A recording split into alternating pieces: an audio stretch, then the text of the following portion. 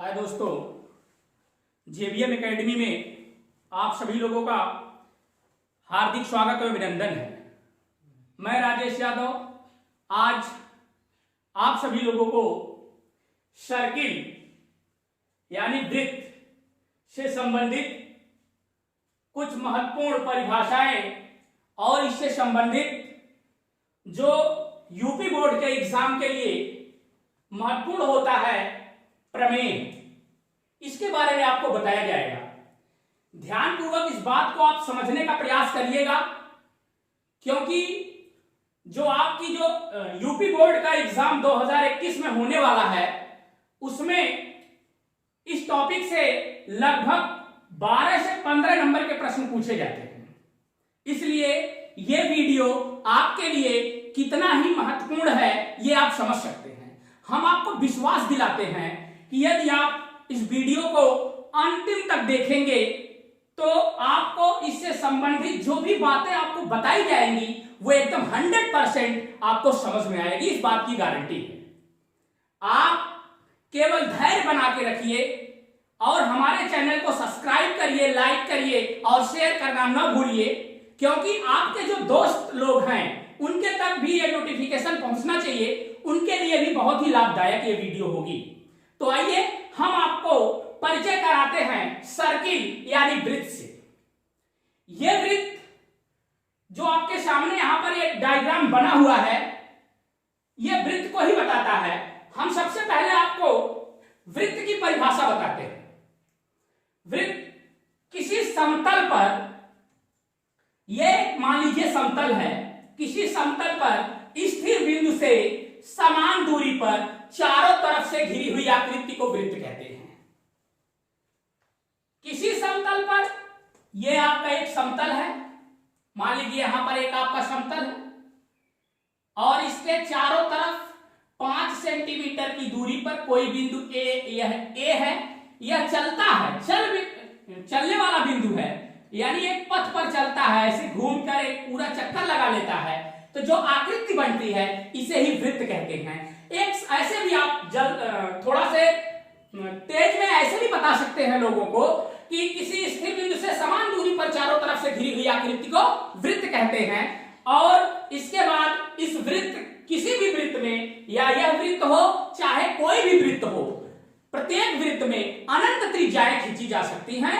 तो वो सबसे पहले वृत्त की परिभाषा आपको समझ में आ गई होगी। अगली पॉइंट इसी से संबंधित हम आपको बताते हैं केंद्र, मतलब वृत्त का केंद्र किसे कहते हैं। अभी हम आपको बताने जा रहे हैं वृत्त का केंद्र। यहां पर यह समझ लीजिए कि यह सब जानना आपके लिए कितना ही महत्वपूर्ण है, क्योंकि अगर ये आप जानेंगे, जितना पॉइंट यहां आपको हमने लिखा है, 10 पॉइंट लगभग लिखा गया है, अगर इसको आप जान लेंगे तो वृत्त से संबंधित जो भी प्रश्नावली का सवाल आएगा वो, और जो प्रमेय आएगी उसको आप 100% कर सकते हैं, ये मेरा दावा है।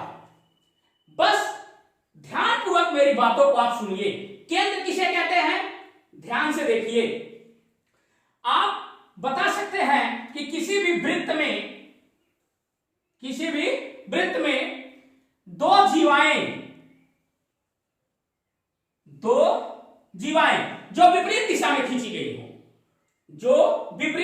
खींची गई हो, यह ए है और यह बी है और यह सी है। यहां पर एक जीवा ए बी है और एक जीवा बी सी है।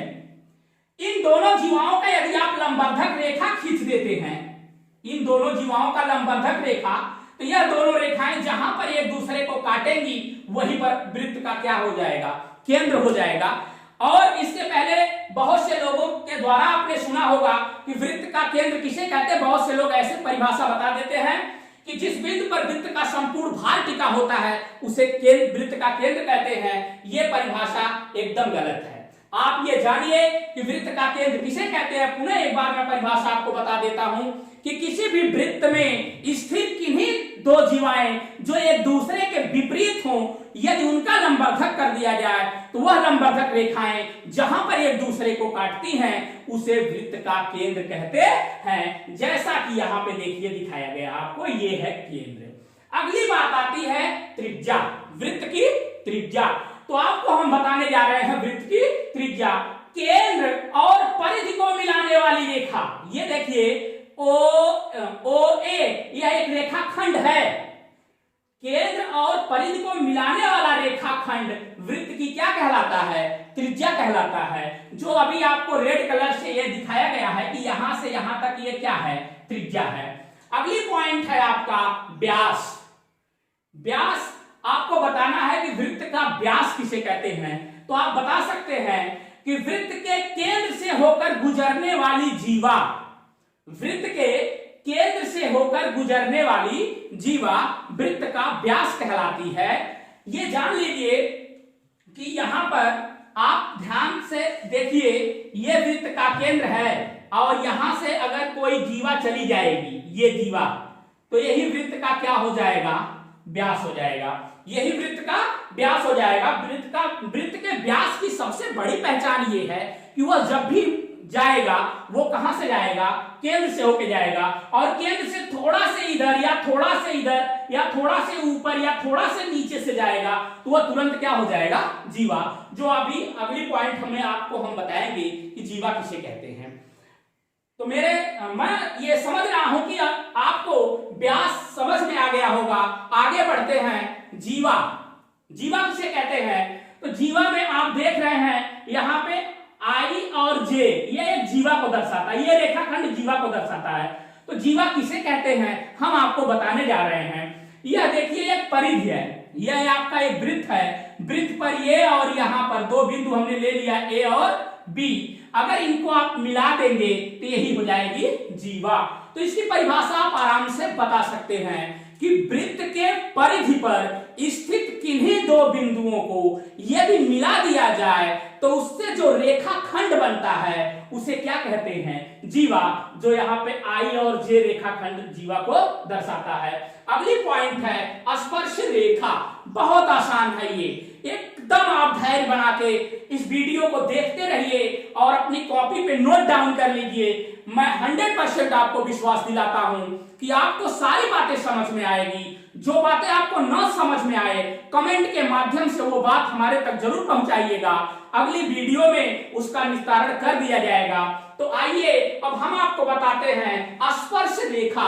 जैसा कि इसके शब्द में ही छुपा हुआ है, स्पर्श मतलब क्या होता है? छूना। किसका? स्पर्श रेखा। किसके बारे में पढ़ रहे हैं? वृत्त के बारे में। तो मतलब वृत्त को छूती हुई, स्पर्श करती हुई जो रेखा जाएगी वो हो जाएगी स्पर्श रेखा। जैसा कि यहाँ पे यह दिखाया गया है, यह जे और एच, यह एक स्पर्श रेखा है जो वृत्त ओ केंद्र वाले वृत्त को बिंदु डी पे स्पर्श करती है। यहाँ पर उसके बाद आपका आ जाता है छेदक रेखा। ऐसी रेखा जो वृत्त को क्या करती है? छेदती हुई निकल जाती है।